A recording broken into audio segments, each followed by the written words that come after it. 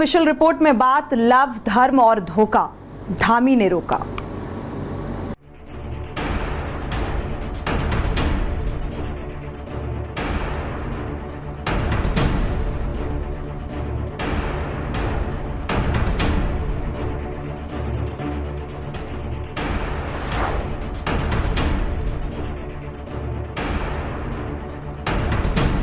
उत्तराखंड में लव जिहाद और लैंड जिहाद पर बवाल के साथ ही सियासत थमने का नाम नहीं ले रही है। उत्तरकाशी, चमोली, देहरादून समेत विभिन्न जिलों में लव जिहाद की घटनाओं पर मुख्यमंत्री पुष्कर सिंह धामी ने सख्त रुख अपनाया है। उन्होंने कहा है कि उत्तराखंड कोई सॉफ्ट टारगेट नहीं है, यहाँ लव जिहाद जैसी गतिविधियां नहीं होने दी जाएंगी। और इसके साथ ही मुख्यमंत्री ने गृह और पुलिस विभाग के उच्चाधिकारियों के साथ बैठक की और लव जिहाद की घटनाओं पर रिपोर्ट मांगी है। साथ ही मुख्यमंत्री ने डीजीपी को सत्यापन अभियान को कड़ाई और तेजी के साथ चलाने के निर्देश भी दिए गए हैं। वहीं ताजा पुलिस के आंकड़ों के मुताबिक संप्रदाय विशेष के युवकों की ओर से लड़कियों को बहला फुसला कर ले जाने के मामले में अचानक बढ़ोतरी देखने को मिली है।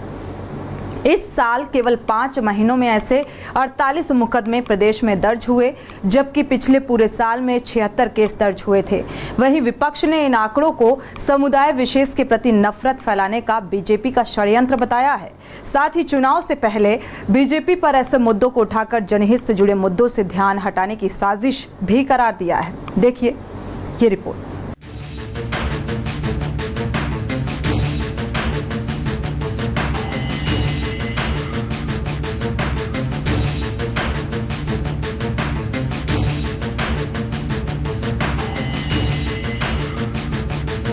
उत्तराखंड में लव जिहाद और लैंड जिहाद पर बवाल के साथ ही सियासत थमने का नाम नहीं ले रही है।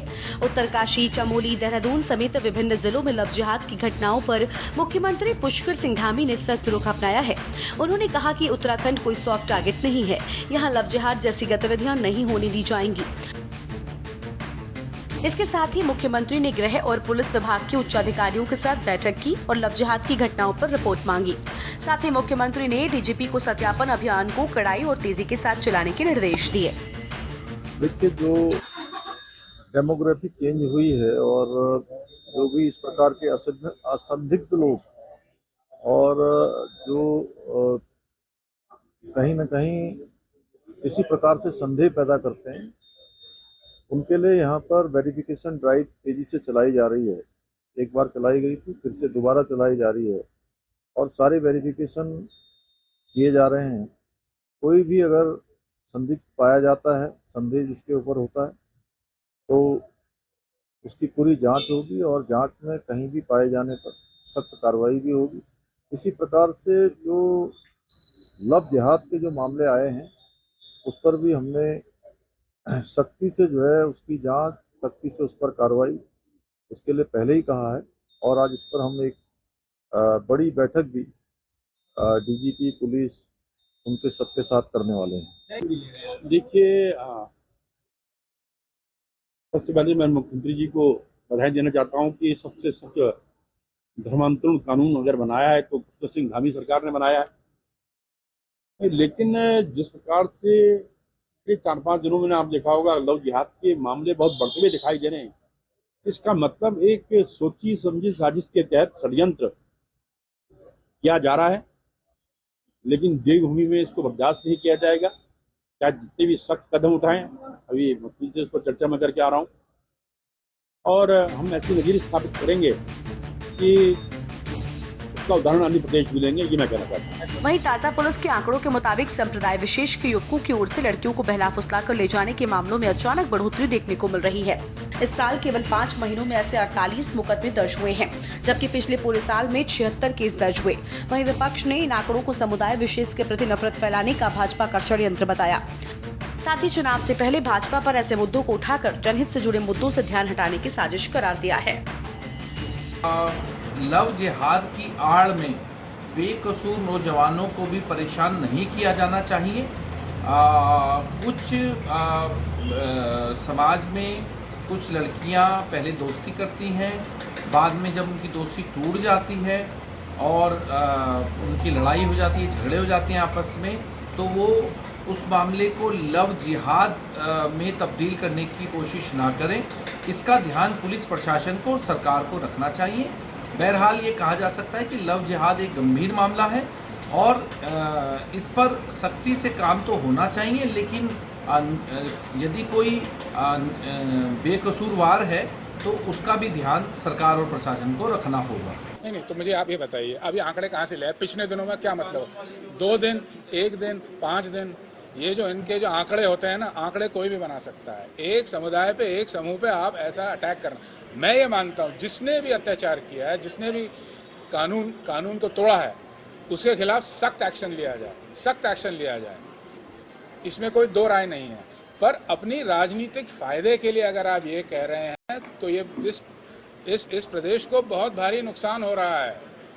हम चेतावनी देना चाहते हैं, आपकी ज़मीनें बिक रही हैं, ऊपर से पलायन हो रहा है, आपके बच्चों को नौकरियां नहीं हैं।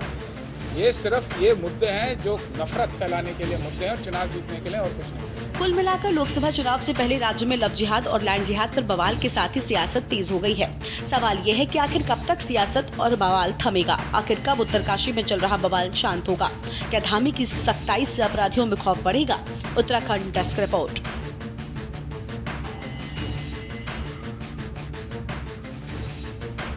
उत्तर प्रदेश की पुलिस अब लुटेरी भी हो गई है। यकीन ना हो तो कानपुर देहात पुलिस के कारनामे पर जरा गौर कीजिए। यहाँ की भोगनीपुर थाने में तैनात एसएचओ और दारोगा ने सर्राफा कारोबारी से 50 किलो चांदी लूट ली। गुरुवार रात औरैया के एसओजी और पुलिस टीम के साथ एसपी मौके पर पहुंचकर आरोपी पुलिसकर्मियों को थाने से गिरफ्तार कर लिया गया। देखिए ये पूरी रिपोर्ट।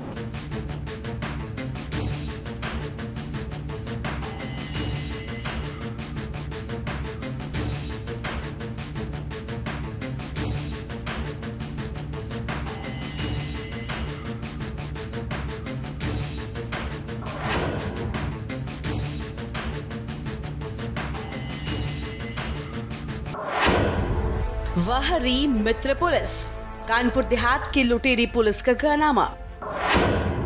कार का पीछा कर सराफा कारोबारी से लूट ली 50 किलो चांदी।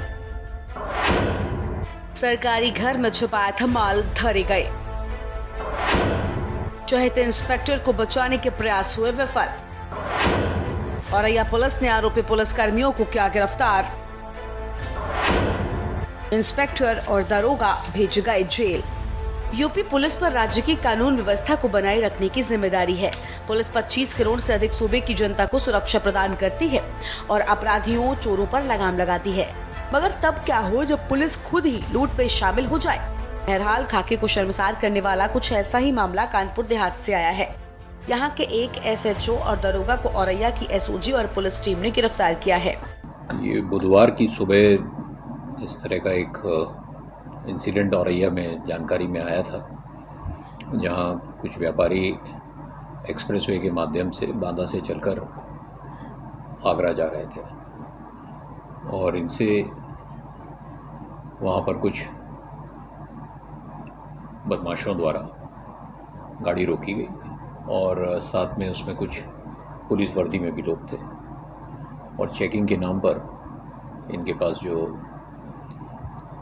चांदी थी वो बलात ले ली गई। इसके बाद एसपी ने जैसी जानकारी में तत्काल एक मुकदमा पंजीकृत किया और अलग अलग तरह की टीम्स बनाई गई जो हर प्रकार का इलेक्ट्रॉनिक और फिजिकल एविडेंस को कलेक्ट कर रही है। इस टीम को सफलता मिली है, एसपी औरैया की टीम को, और आज देर रात और सुबह इसमें 6 लोगों को गिरफ्तार किया गया है। डबल स्टार लगाए हुए थे, एक सिपाही वर्दी में थे, 2 लोग सिविल ड्रेस में थे। उन्होंने गाड़ी में हाथ गन पॉइंट पे दिखा कर गाड़ी रोकी हमारी, और रोकने के बाद उन्होंने गाड़ी में पूरी चेकिंग करी और चेकिंग करने के दौरान उनको उन्होंने चेक करी, आगे चेक करी, उनको 2 झोले मिले। उन 2 झोलों के लिए उन्होंने बिल दिखाई, सर आप हमारा बिल देखिए, ये बिल है। तो उन्होंने मेरा फ़ोन छीन लिया। फ़ोन छीनने के बाद उन्होंने भाभी का, भैया का, ड्राइवर का, सबका फ़ोन छीन लिया और फ़ोन छीनने के बाद वो ड्राइवर को ले गए गाड़ी में। कितना माल था उसमें? उसमें सर 50 किलो चांदी थी। फिर आपने पुलिस को कब सूचना दी? पुलिस को हमने सर शाम को सूचित किया। इसमें आप मतलब जो है आप ये रैकी कौन कर रहा था? ये सर मुखबिर सर पुलिस कर्मियों ने सर पकड़ा है। आज आपको आपका माल पूरा बरामद मिल गया है, क्या कैसा लग रहा है? सर हमको बहुत अच्छा लग रहा है और पुलिस प्रशासन का बहुत सपोर्ट रहा। आरोप है कि थाने में तैनात एसएचओ और दरोगा ने 50 किलो चांदी की लूट की है।